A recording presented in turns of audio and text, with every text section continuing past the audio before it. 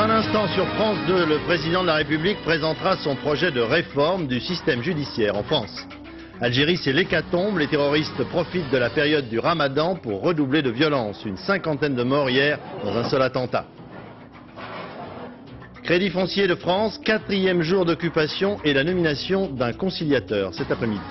Robert Chapat nous a quittés. Il a rejoint Roger Coudert au paradis des commentateurs sportifs. Il est mort aujourd'hui à l'âge de 74 ans.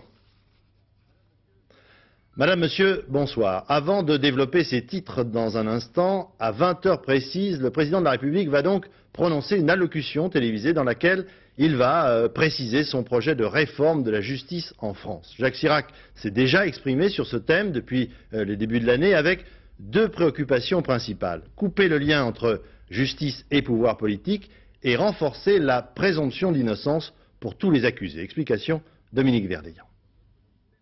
Dans notre système judiciaire, il existe deux catégories de magistrats.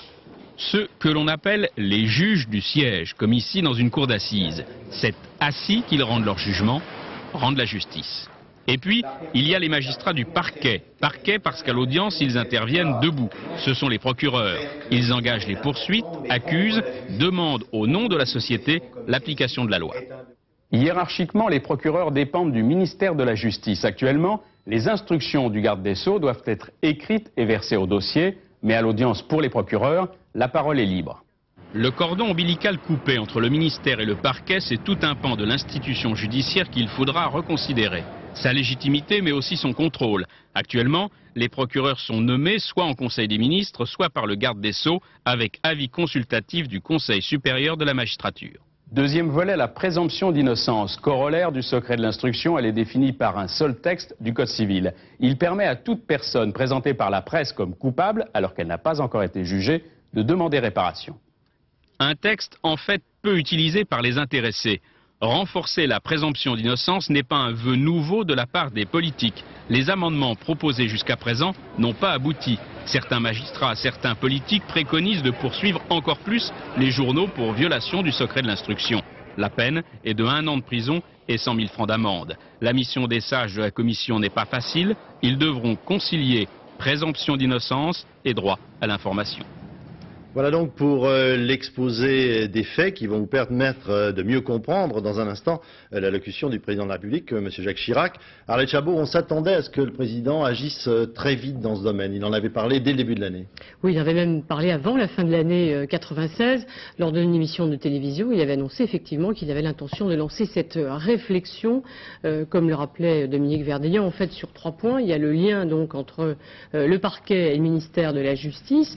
Il y a donc la présomption d'innocence, et puis il y a aussi la réforme de la justice au quotidien pour vous, moi, enfin en espérant qu'on n'aura pas trop de difficultés dans la vie, mais une justice qu'on dit souvent lente, on le sait, compliquée, difficile, donc il s'agira d'accélérer les choses, de rendre aussi sans doute les procédures plus simples pour les justiciables que nous sommes. Alors discours à la télévision sur France 2 du président de la République, c'est officiel, c'est important, le président s'engage personnellement. Oui, alors c'est la deuxième fois en fait qu'il s'engage sur des réformes de fond. Il y avait la première fois, c'était sur la réforme du service national. Il faut dire que ça touche aussi aux fonctions présidentielles. En ce qui concerne le service national, il ne fallait pas oublier que le président était le chef des armées. Il est le chef des armées. Et là, il ne faut pas oublier non plus que le chef de l'État est président du Conseil supérieur de la magistrature. Donc ce sont deux réformes, deux modifications importantes qui sont liées à la fonction présidentielle.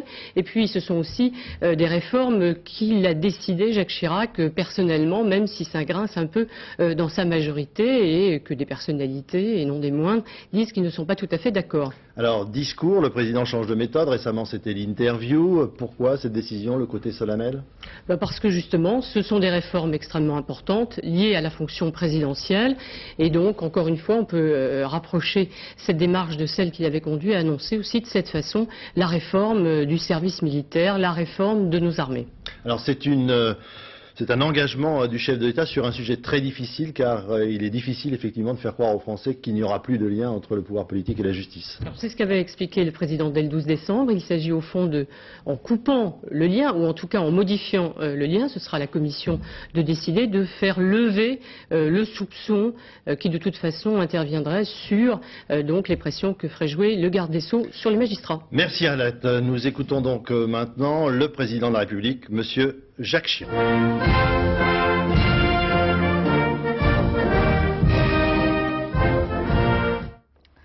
Mes chers compatriotes, je voudrais vous parler ce soir de la justice.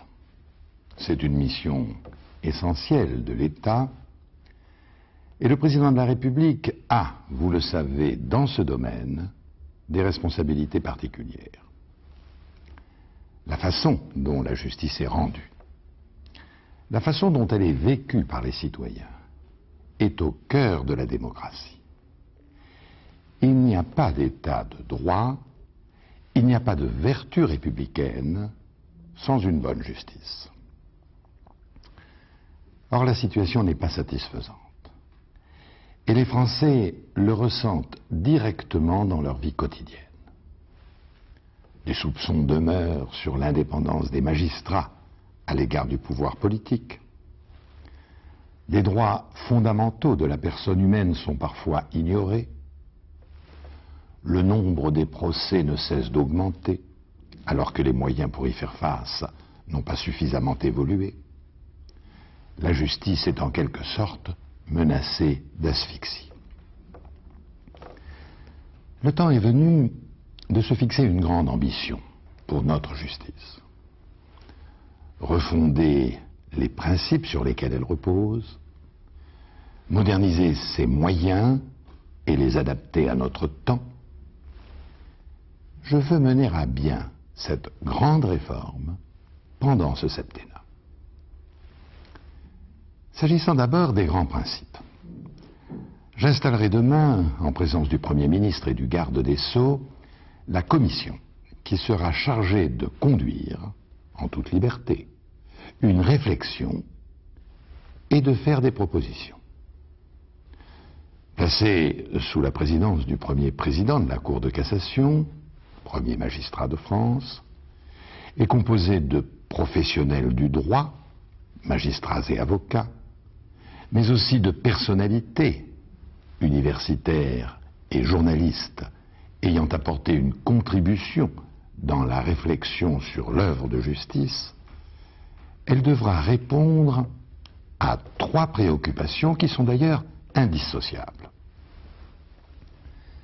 En premier lieu, elle devra examiner si l'indépendance de l'autorité judiciaire ne pourrait être accrue en modifiant, voire en supprimant, le lien hiérarchique qui relie actuellement le ministère public au garde des Sceaux, et le cas échéant, quelles conséquences pourraient en découler. Elle devra alors s'interroger sur les sources de la légitimité d'une autorité judiciaire qui serait devenue totalement indépendante des pouvoirs exécutifs et législatifs, ainsi que sur la nécessaire responsabilité qui devrait en constituer la contrepartie. Enfin, elle devra se demander comment la présomption d'innocence, principe constitutionnel depuis 1789, inséparable des droits et de la dignité de l'homme, pourrait être mieux respectée. Je souhaite que cette tâche soit menée sereinement, mais avec détermination. Et c'est pourquoi je demande à la Commission de faire part au gouvernement de ses conclusions avant le 15 juillet prochain, afin que celui-ci puisse ensuite saisir le Parlement. Mais pour moi, la réforme de la justice doit aller au-delà de cette réflexion. En effet, la justice ne répond pas assez aux attentes des Français, malgré la qualité de ses magistrats, de ses fonctionnaires, de ses auxiliaires. Vous êtes nombreux à la trouver trop lente, parfois trop chère, et en définitive peu compréhensible. Et il est vrai qu'il n'est pas supportable, dans un état de droit, de devoir attendre plusieurs années la décision d'une cour d'appel et devoir classer sans suite une proportion importante des plaintes. Il faut donc moderniser la justice, afin de la rendre plus rapide, plus claire et plus proche de vos besoins. L'effort engagé déjà par le gouvernement devra être fortement amplifié. C'est ce que je lui demande. Les moyens consacrés à la justice doivent être augmentés. Tout l'exige. La demande de justice qui ne cesse de croître. L'introduction indispensable des nouvelles technologies. La rénovation des bâtiments judiciaires et pénitentiaires. Il n'y aura pas de modernisation de la justice sans un effort national accru en sa faveur. Mais ces moyens doivent aussi être mieux utilisés. Le juge doit pouvoir se consacrer à ses missions essentielles. Il faut donc les redéfinir. Il faut qu'une formation permanente permette aux magistrats de s'adapter aux évolutions rapides de notre société. Il faut réfléchir sereinement, en concertation avec les élus locaux, à notre carte judiciaire. Quant aux procédures, elles doivent être simplifiées. Actuellement, pour obtenir un jugement, nous dépassons très souvent le délai raisonnable défini par la Convention européenne des droits de l'homme. Raccourcir cette durée, faciliter l'accès au droit et à la justice, garantir l'exécution de ces décisions, tel est l'objectif. L'enjeu est d'autant plus grand que l'on touche à la vie quotidienne de nos concitoyens. Je pense par exemple aux affaires familiales ou aux litiges devant les prud'hommes. Je voudrais aussi qu'on recherche comment prévenir les procès ou traiter autrement les conflits. Par exemple, en recourant plus souvent à la conciliation ou à la médiation, en évitant de faire toujours plus appel au droit pénal. Autant de voies, et il en est d'autres, que nous devons explorer. Sur tous ces aspects qui touchent à l'amélioration du fonctionnement de la justice, je demande au gouvernement de me soumettre au mois de juillet prochain un plan d'action pour les 5 ans à venir. Mes chers compatriotes, il nous faut aujourd'hui bâtir une bonne justice. Une justice incontestée. Une justice sereine et respectée. Vous le savez, de grandes réformes sont en cours.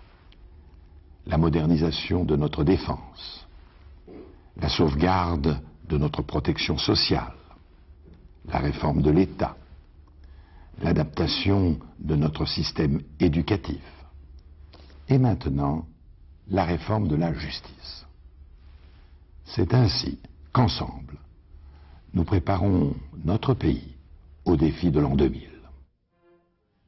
Vous venez donc d'entendre le chef de l'État et avant d'en venir aux commentaires politiques et aux réactions, un passage important, vous l'avez entendu, du discours de Jacques Chirac concernait non pas les grandes affaires mais la justice quotidienne, celle des petits ou des moyens délits jugés beaucoup trop lentes. Il est vrai que les tribunaux civils notamment sont engorgés et croulent souvent sous des dossiers qui pourraient être jugés plus rapidement, voire arrangés à l'amiable. Valérie Hermite, Philippe Luzzi. À partir de midi, au tribunal de Bonneville, l'accueil au public n'existe plus. Non pas faute de public, mais faute d'accueillants.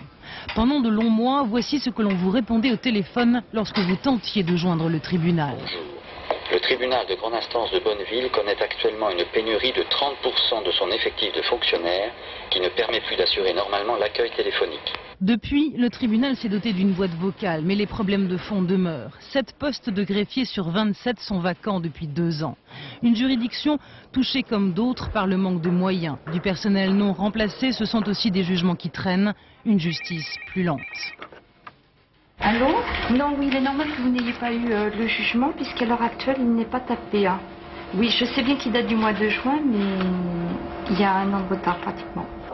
Au manque de moyens, rajoutez la complexité des actes judiciaires, des Français qui ont de plus en plus recours à la justice et vous obtenez un encombrement garanti.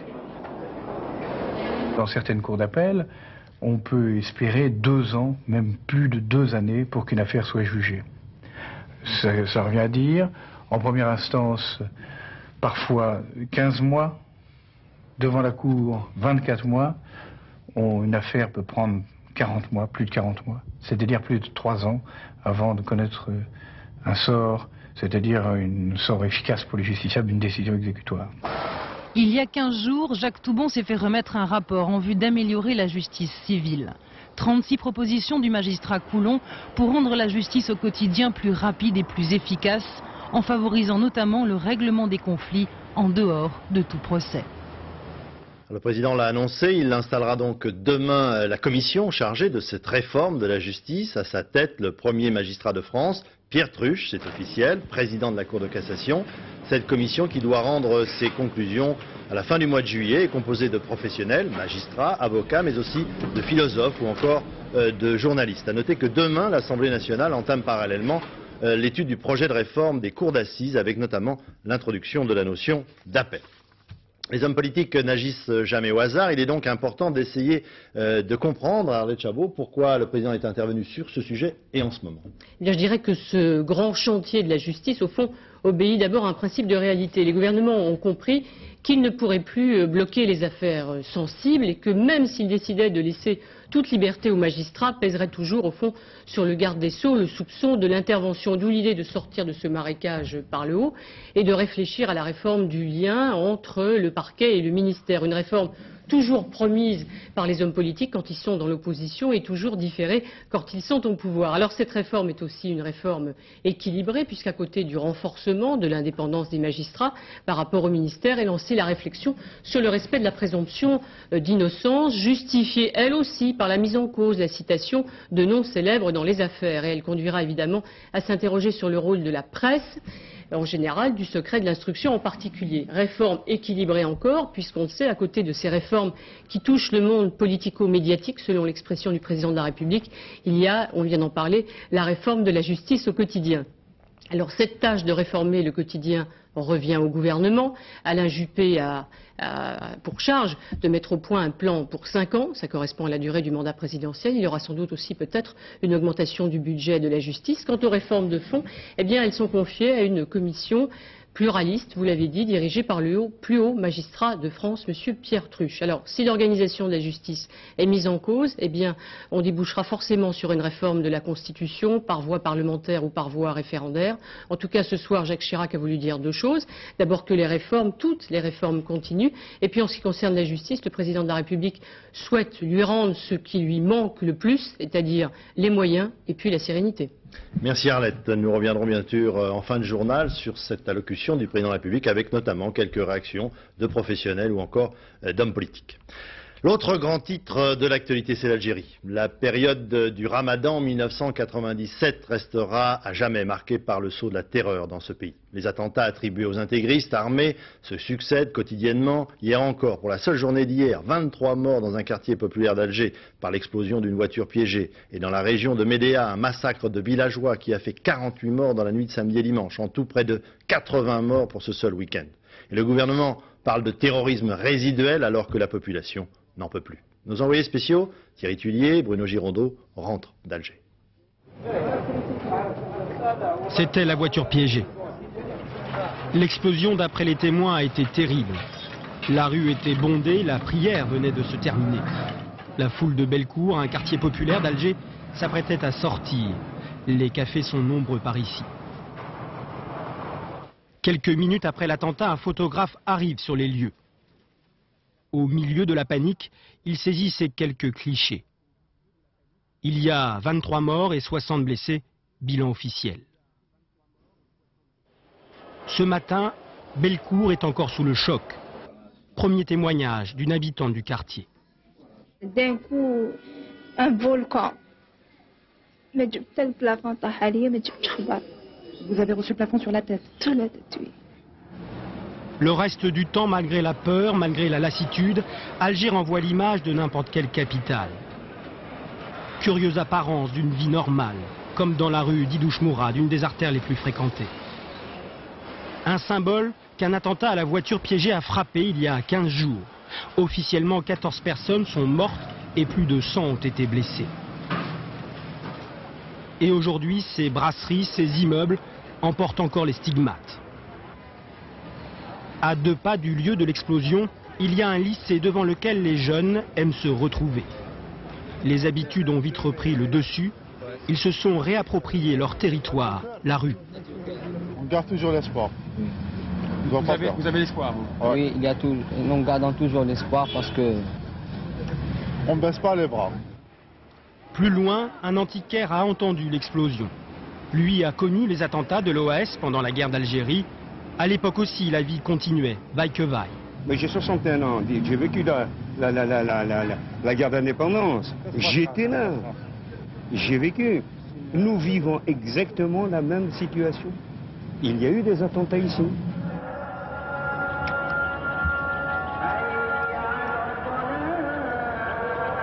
Après la prière, après le dîner de rupture du jeûne, la rue d'Idouche Mourad est envahie par la foule des Algérois. Le ramadan, c'est l'occasion de se retrouver ensemble, sur une terrasse de café ou dans un salon de thé. On n'y parle que très rarement de ce qu'on appelle ici, pudiquement, les événements. Quant au risque et à la peur, on préfère ne pas y penser. Pourquoi avoir peur? On est tous des frères ici. Nous sommes tous des frères. Il n'y a pas à avoir peur. Hein? Il y a quand même des morts, il y a quand même des attentats. Ça, je ne peux plus répondre. C'est sans commentaire. Hein? Si on suit notre prière, on ne sortira pas de chez nous. Donc, je crois qu'on vit avec. Donc, on essaye de... On a la foi. On a la foi. Donc, on est sûr que Dieu nous protège. Il en va ainsi de la vie à Alger. Tout paraît normal, mais en un instant, tout peut basculer. Les Algérois le savent, mais ils ne semblent pas en tenir compte. C'est leur façon à eux de résister. En France, pour la 4e journée consécutive, plusieurs centaines de salariés du Crédit Foncier occupent leur siège social à Paris. Le gouverneur de la banque et son état-major sont toujours retenus dans leur bureau et le Premier ministre a décidé de désigner un conciliateur dans ce dossier devenu brûlant. Laurent Bailly, Daniel Lefebvre. Détermination toujours aussi vive chez les salariés du foncier au 4e jour de l'occupation de leurs locaux et manifestement ils prévoient que ça va durer encore. Mais aujourd'hui, il y a du nouveau. D'abord, les grévistes ont rouvert les guichets pour ne pas risquer de perdre de clients. Je suis gréviste, mais bon, vis-à-vis de la clientèle, on leur doit quand même de continuer à travailler, tout à fait. Je viens de Bordeaux spécialement. Vous comprenez? Vous allez être reçu? Oui. L'accueil est donc assuré, à tour de rôle certes, mais les visiteurs se révèlent plutôt compréhensifs. Dès l'instant qu'on défend son outil de travail, je pense qu'on peut avoir de la sympathie. N'importe quel travailleur, il dit la même chose. Hein. Autre nouveauté aujourd'hui, devant le blocage de la situation, Alain Juppé a annoncé à la mi-journée la nomination de Philippe Rouvillois, ancien PDG de la SNCF, comme conciliateur. Je vais demander de prendre immédiatement contact, dès cet après-midi, avec l'ensemble des partenaires, pour rétablir le courant, si je puis dire. Il est temps de revenir à la normale et de recréer les conditions d'un véritable dialogue. Les salariés rencontrent demain le conciliateur, mais pas question de lever le siège pour l'instant. Je crois qu'il est normal, puisque M. Juppé a désigné un conciliateur, que nous le rencontrions, préalablement à toute autre chose, savoir avec lui comment il entend mener sa mission. Louis Viennet de la CGT, mais aussi Arlette Laguillet de Lutte ouvrière, étaient venus soutenir ce soir les grévistes et les exhorter à ne pas céder avant d'avoir obtenu satisfaction. Une information qui concerne plus de 14 millions d'entre nous. Le gouvernement a décidé de baisser aujourd'hui la rémunération des plans d'épargne logement, les PEL, qui va donc chuter d'1 point, 4,5% au lieu de 5,5% d'intérêt. Jean-Paul Chapelle, Pierre-Laurent Constant. Nouvelle donne pour ceux qui ouvriront un plan d'épargne logement à partir de jeudi. La rémunération passe de 5,25% à 4,25%, un point de moins. À l'issue de ce PEL, on pourra emprunter à un taux encore plus intéressant, non plus 5,54%, mais 4,8%. La rumeur qui circulait depuis quelques semaines s'est transformée en annonce officielle cet après-midi. Il s'agit de plans d'épargne logement. Et quand on ouvre un plan d'épargne logement, c'est parce qu'on a en projet de pouvoir emprunter dans des conditions très favorables. C'est bien ça qu'il faut mettre en évidence.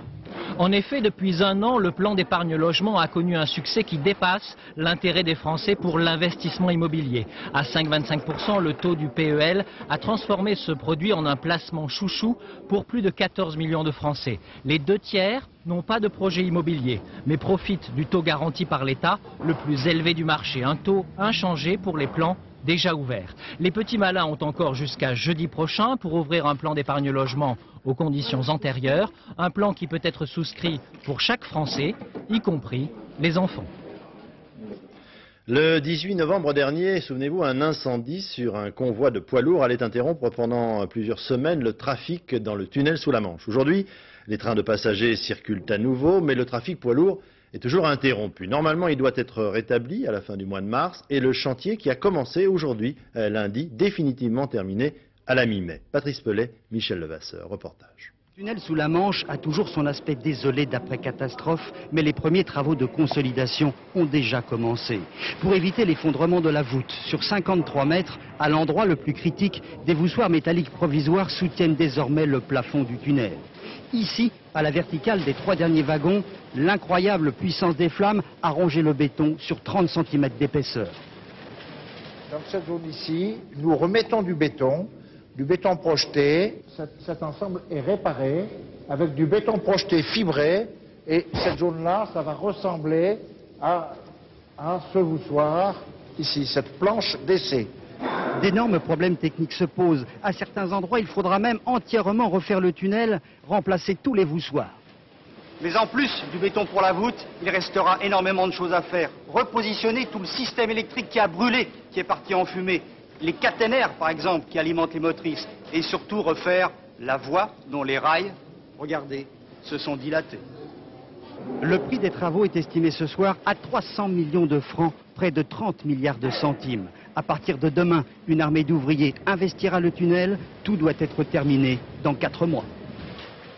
Après la vague de pollution de la semaine dernière, le maire de Paris, Jean Tibéri, n'exclut pas, dans des circonstances exceptionnelles, d'appliquer le système dit de circulation alternée dans la capitale, à savoir les immatriculations paires et impaires, un jour sur 2 autorisées à circuler dans Paris. En attendant, la pollution n'a pas complètement disparu dans l'est de la France. La préfecture de la Moselle a réduit la circulation aujourd'hui dans la ville de Thionville notamment. Jérôme Soulard, Sylvain Gauthier. 60 km/h, pas plus, sur l'autoroute. Les panneaux sont peu nombreux, c'est vrai, et bien discrets, mais c'est bien la vitesse maximum autorisée aujourd'hui entre Youtz et Thionville. Une semaine après les premiers pics de pollution, on a encore mesuré un taux record de dioxyde d'azote ce matin. Résultat, les mesures de la préfecture de Moselle sont enfin tombées et les PV avec 450 francs pour les pollueurs. Bon, j'ai été pris en faute là une fois, mais oui, il faut faire attention à sa voiture et à la pollution. C'est bon pour la pollution. Vous ne faites pas partie des pollueurs de Thionville? Bah je pense pas, apparemment non. Apparemment non, mais sans le savoir. Il y a un problème de pollution. Multiplication des tests anti-pollution et des radars supplémentaires pour le respect du 50 km/h en ville. En tout, 1600 véhicules contrôlés pour une centaine de contraventions. Et ce n'est pas fini. Il faut savoir aussi que Madame le Préfet a interdit les transports exceptionnels sur l'agglomération et sur la partie autoroutière aussi, laquelle normalement est limitée, jusqu'à décision contraire, est limitée à 60 km/h dans l'immédiat. Cet après-midi à Thionville, la météo a été plutôt favorable. Les taux de dioxyde de soufre ont été enregistrés à la baisse. Toutefois, si la pollution devait perdurer dans les prochains jours, on n'exclut pas ici des mesures plus draconiennes. On parle notamment de restriction de la circulation routière. Le débat sur la réduction du temps de travail va trouver une concrétisation à EDF-GDF. La majorité des syndicats sont tombés d'accord avec la direction pour signer un protocole accordant une réduction de travail de 32 heures, payées 35 heures. En contrepartie, l'entreprise devrait procéder à 15 000 embauches sur 3 ans. Agnès Molinier, Landry Faux. Monsieur Carnage EDF, bonjour. Cet agent d'EDF va pouvoir, s'il le désire, travailler 32 heures, payer 35 au lieu de 39 actuellement. Mais pour lui, la perte de salaire est trop importante. À la fin du mois, c'est dur. Donc si on prend encore de l'argent, je crois qu'il y aura encore plus de misère. si c'était sûr qu'il y avait l'embauche au bout, hein, pour les petits jeunes et tout, si ça pouvait vraiment résorber le chômage, je crois que je ferai un effort. L'emploi, tout est là. Pour la direction des DFGDF, cet accord d'aménagement du temps de travail devrait permettre de compenser la suppression de 13 000 emplois prévus pour les 2 entreprises dans les 3 ans qui viennent. Nous mettons sur la table 11 000 à 15 000 embauches supplémentaires pour les jeunes pendant les 3 ans qui viennent. L'accord prévoit pour les salariés qui le veulent différentes formes d'aménagement du temps de travail sur la base de 32 heures payées 35 avec un avantage pour les bas salaires. Avec EDF-GDF qui initie l'objectif 32 heures, l'ambition 32 heures, la réduction massive du temps de travail n'est plus un tabou, c'est une référence et c'est même maintenant un début de concrétisation. Des emplois à 32 heures, ce sera aussi la base des futurs recrutements à EDF-GDF. Pour FO et la CGT, c'est inadmissible de la part d'entreprises qui font des bénéfices. Comment ces 2 entreprises pourraient-elles offrir comme seule perspective aux jeunes de ce pays qui ont besoin d'un emploi, des emplois au rabais, puisque ce sont bien d'emplois au rabais qu'il faut aujourd'hui parler pour les recrutements programmés. Reste à convaincre sur le terrain les agents à se convertir au temps réduit. Les 3 syndicats minoritaires qui approuvent l'accord ont du pain sur la planche. Quant à la CGT majoritaire, elle appelle à la grève dès jeudi. L'actualité internationale, l'Amérique se présente souvent comme la première démocratie du monde. Mais c'est un véritable sacre qui a eu lieu aujourd'hui à Washington. Bill Clinton, triomphalement réélu au plus haut dans les sondages, a prêté serment pour la 2e fois. Sur place, Laurent Boussier. Moi, William Jefferson Clinton, je jure solennellement d'honorer la Constitution des États-Unis. Il était midi à Washington, 18 heures à Paris, quand pour la 2e fois de sa vie, la main droite levée et la main gauche posée sur la Bible, Bill Clinton a prononcé ce serment qui fait de lui pour 4 nouvelles années le président de la première puissance mondiale. Une cérémonie très simple qui depuis 200 ans est un rite immuable. Sur une tribune dressée au pied du Capitole, l'homme qui a été élu quelques mois auparavant prête serment devant le président de la Cour suprême. Salve d'honneur, puis c'est le traditionnel discours d'investiture. Une occasion pour Bill Clinton, premier président démocrate à être réélu depuis Franklin Roosevelt en 1945, de se projeter dans l'avenir. Pendant 22 minutes, devant un auditoire frigorifié, il va appeler ses concitoyens à rester unis et à préparer le 21e siècle. Paraphrasant la citation de John Kennedy, « Ne vous demandez pas ce que l'Amérique peut faire pour vous, mais ce que vous pouvez faire pour elle », Bill Clinton a expliqué que l'avenir de chacun est en lui-même. À cette dernière cérémonie présidentielle d'inauguration du XXe siècle, nous devons tourner nos yeux vers le siècle prochain. Avant cette cérémonie, toute la famille Clinton avait assisté ce matin à un office religieux dans une église noire de Washington. En ce moment même, Bill Clinton déjeune avec les membres du Congrès dans la grande salle du Capitole. Puis, ce sera la grande parade sur Pennsylvania Avenue, une parade où l'on attend près d'1 demi-million de personnes. En attendant la parade, nous rejoignons sur place à Washington notre correspondant Philippe Gassot. Le second mandat du président Bill Clinton se présente, Philippe, sous les meilleurs auspices. On a rarement vu ça. On a rarement vu ça, mais les derniers éléments d'actualité qu'on a pu réunir ces derniers jours donnent à l'évidence, font le point sur ce qui attend Bill Clinton dans les années qui viennent. Le départ des soldats israéliens d'Hébron s'est fait sous une pression énorme de Washington. Une affaire plus personnelle, celle de Paula Jones, qui revient à la surface avec des républicains, une opposition qui souffle sur les braises. Le président veut poursuivre la pacification de la Bosnie, son processus de paix au Proche-Orient. Il veut élargir l'obédience de l'OTAN et avoir des relations un peu plus simples avec une Chine qui est compliquée. Autant de dossiers qui peuvent, ça et là, provoquer des conflits entre Paris et Washington. Merci Philippe. Au Rwanda, 2 médecins espagnols et une infirmière espagnole également, travaillant pour l'organisation Médecins du Monde, ont été tués dans le dispensaire de Ruangeri par un groupe de pillards venus voler des médicaments. Un Américain a été sérieusement blessé. Médecins du Monde a suspendu toutes ses activités dans le pays. Le président Boris Eltsine a quitté ce soir très discrètement en voiture l'hôpital central du Kremlin, où il avait été admis le 8 janvier dernier pour une double pneumonie.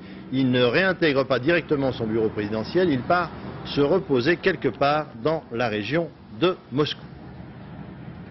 En France, Bernard Tapie dormira en prison au moins une nuit, le 3 février prochain, à la veille de l'examen de son dossier par la Cour de cassation de Douai. Ainsi en ont décidé aujourd'hui les juges qui n'ont pas voulu déroger à la règle en faveur de l'ancien ministre et homme d'affaires. Notre ami, mes confrères, le journaliste sportif Robert Chapat vient de mourir à l'âge de 74 ans. Il rejoint au paradis des commentateurs sportifs son vieux complice, Roger Coudert. Ces deux hommes ont marqué les deux sports qu'ils ont aimés et commentés avec compétence et cœur. Robert, avant de se lancer dans l'aventure journalistique, fut, dans sa jeunesse, coureur cycliste professionnel. Jean-Paul Olivier. Bonsoir. Ravi de vous retrouver tous, j'espère. Et avec un peu d'émotion, je ne vous le cache pas, ça va passer très vite, car vous êtes peut-être au courant, c'est la 1000e de Stade 2. Il aimait le cyclisme jusqu'à en être hystérique. Excellent coureur sur piste, il avait aussi brillé sur la route, participant au Tour de France à 5 reprises. À l'époque où les gloires internationales, Bartali et Coppi, se livraient à des assauts sans pitié. En 1949, il fut même sociétaire de l'équipe de France. De ce tour, il en avait rêvé, rêve exaucé un jour de juillet devant la grotte de Lourdes où la course faisait étape. Il possédait une fluidité dans le coup de pédale, mais déjà le merveilleux conteur qui sommeillait en lui faisait la joie des écotiers. Il devint alors insensiblement journaliste, apportant le poids d'une technique cycliste qui le fit apparaître comme le reporter pionnier de son époque. C'était un très bon coureur, donc il savait comment un coureur souffrait sur un vélo, il savait aussi l'expliquer au public. Et ce que je disais tout à l'heure, c'est ce qui a fait toute sa force vis-à-vis par rapport peut-être à d'autres. Je crois que ça devrait réussir. Alors là, Jacques Anquetil qui fait un effort dans le régime. Non, ce serait trop beau pour que l'on y croie. Sprechen Sie Französisch, Non, assez favorablement l'avenir. Et en particulier le critérium de l'écho d'Oran que nous suivrons dimanche, un critérium qu'évidemment Louis Engobet a déjà gagné. Dimanche dernier, vous avez été battu par Altig au sprint à Nice. C'est inquiétant ou c'est un encouragement pour vous? C'est un encouragement. Robert Chapat était capable de commenter une épreuve contre la montre ou une épreuve de poursuite sur piste pendant plusieurs minutes, voire des heures. Et il avait toujours quelque chose à dire de très intéressant pour cause. Il connaissait cela sur le bout des doigts. Après une traversée du désert imputable aux événements de mai 68, il revient à la télévision en 1975 sur Antenne 2 et bâtit autour de lui une équipe de spécialistes qui évolue dans la plus parfaite bonne humeur. D'avoir participé à cette séquence qui a remplacé le générique habituel de Stade 2. Il aura vu se fondre et s'enchaîner bien des génériques. Avant même que la caméra n'entre au cœur du peloton du Tour, l'œil de Chapat y était entré. Rien dès lors ne nous sera étranger. Merci de votre accueil, merci de votre gentillesse. Je ne peux pas croire tout ce que vous avez dit, alors je repartirai de zéro. Au revoir, merci. Salut Robert. On est toujours sans nouvelles du navigateur canadien Jerry Roof. Aujourd'hui, l'aviation argentine qui a effectué plusieurs vols de reconnaissance n'a rien repéré. L'événement des présentations haute couture de l'été 97 a eu lieu cet après-midi. Un peu comme en football, le plus gros transfert de l'année, l'anglais John Galliano, sort sa première collection pour Christian Dior et sa décoiffe. Nicole Cornu-Langlois, Bernard Connor. Et voici Galliano, sacré Dior. Peut-être le début d'une ère nouvelle, comme le fut le New Look en 1947. Et pourtant la tempête a soufflé, balayant tout sur son passage pour reconstruire une nouvelle image. Des influences Maasai pour le soir avec des robes corolles corsetées, perles multicolores. Une révolution? Je ne me sens pas excentrique, j'adore faire des vêtements, j'adore le vin et la bonne nourriture. Mais vous aimez aussi la provocation, John, et l'exotisme et l'érotisme suggéré. Vous savez interpréter le tailleur classique Dior à votre manière et il est parfaitement coupé.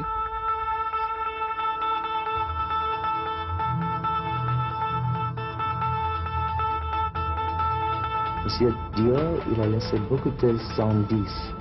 Il a donné des idées sur la façon dont il aimerait voir évoluer sa maison.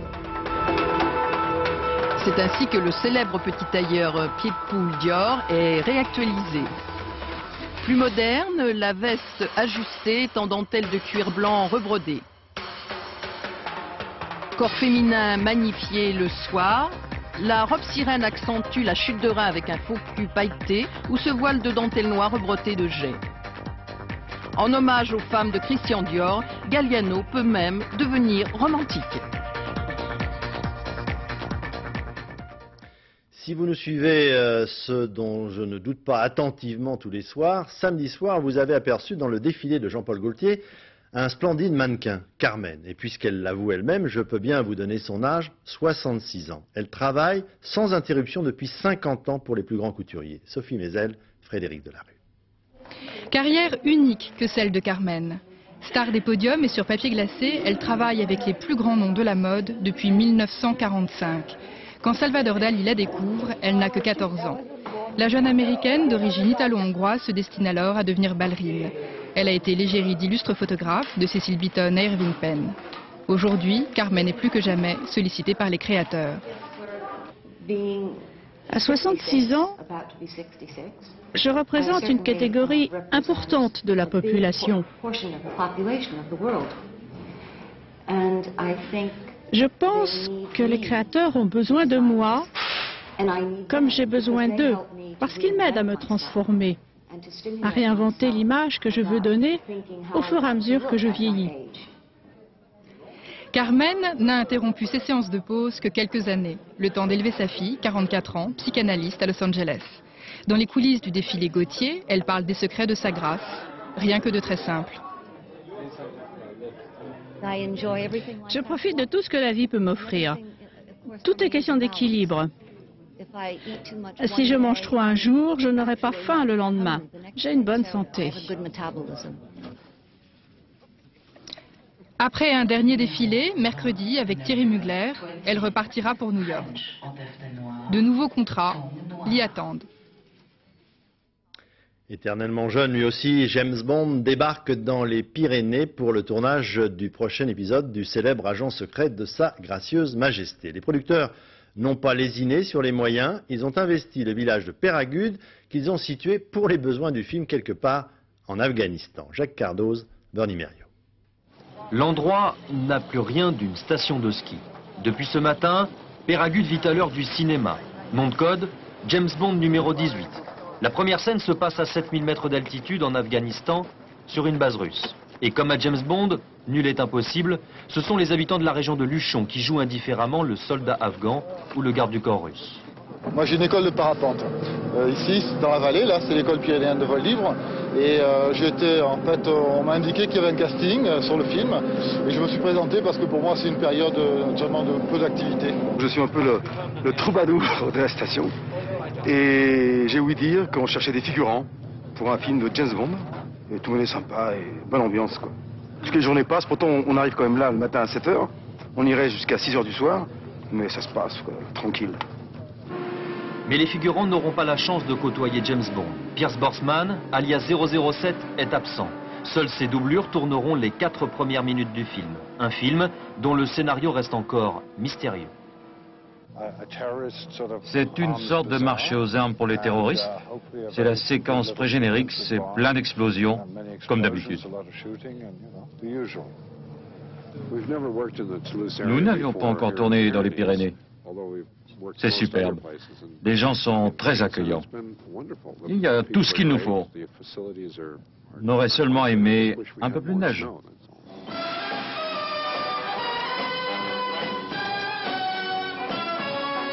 La sortie en salle est prévue le 17 décembre. En attendant, la production aura fait le tour du monde, après les Pyrénées, Madrid, le Vietnam et Kuala Lumpur. Je reviens un instant sur le discours tout à l'heure du président de la République, Jacques Chirac, qui a présenté son projet de réforme de la justice en France et de présentation également de la commission qui doit se réunir à partir de demain et donner un avis dans les 6 mois à venir. Le président a insisté, vous l'avez entendu, sur la suppression des liens entre la justice et le pouvoir politique, le renforcement de la présomption d'innocence et puis il veut également accélérer le règlement des petites affaires qui ne nécessitent pas, dit-il, autant de temps. Nous avons réuni un certain nombre de réactions pendant la durée de ce journal. Je vous propose de les écouter tout de suite des professionnels et des politiques. Jeff Wittenberg. L'indépendance du parquet, c'est la perspective qui fait réagir les juges dès ce soir. L'association professionnelle des magistrats, d'ordinaire proche du gouvernement, dénonce le principe. L'union syndicale des magistrats majoritaire l'approuve. Nous partons d'une situation où les magistrats du parquet sont très largement soumis à l'emprise du garde des Sceaux et de l'exécutif. Quelle que soit l'amélioration, et même si on ne va pas jusqu'à la coupure totale du lien entre le garde des Sceaux et les parquets, on aura fait des progrès dans la bonne direction. Pourquoi devrait-on couper les procureurs de la société, ils sont les procureurs de la République. La séparation des pouvoirs n'a jamais voulu dire leur ignorance, mais au contraire leur collaboration. C'est là l'inquiétude. C'est un risque de dérive vers une République des procureurs. Côté politique, la majorité est évidemment satisfaite de l'initiative de Jacques Chirac. L'opposition, elle, attend de voir. Nous jugerons naturellement sur les actes. Et d'ores et déjà, il serait important que l'annonce soit suivie d'actes concrets, en particulier par 3 mesures. L'engagement de ne plus étouffer les affaires, l'augmentation du budget de la justice, pauvre petit budget aujourd'hui asphyxié, et l'abolition des lois d'exception, et en particulier les lois Debré et les lois Pasqua.